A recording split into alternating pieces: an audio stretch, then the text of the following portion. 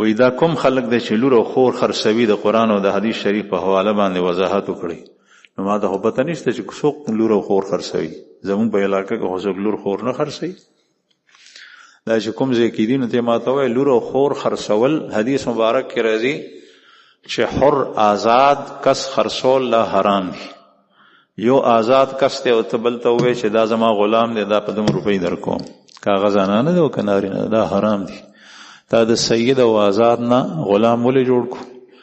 د آزاد حرې سیدې زنانه نه دی وینځه ولې جوړه که؟ دا حرام دي.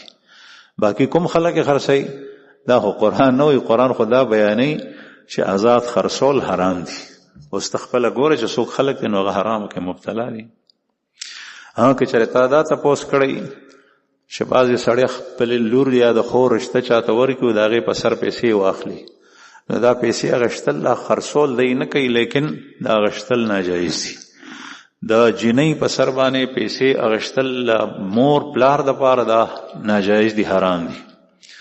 البته د جنۍ د پاره پیسې د خاوند نه اغشتل دی ته حق مہر وای.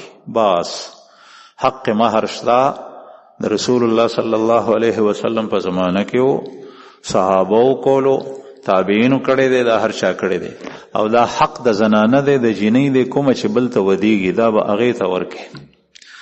او دا چې حق مہر واخلي په جیب کې واچي یا د حق مہر بیل وي او د هغې نه علاوه د جنۍ پلار ووایي چې ما ته بیلې پیسې راکړه، دا حرام دي. خرڅېږي نه، لیکن دا پیسې اخیستل حرام دي، ځکه چې د دې هیڅ ځای کې ثبوت نشته. دا ترکول لازم دي.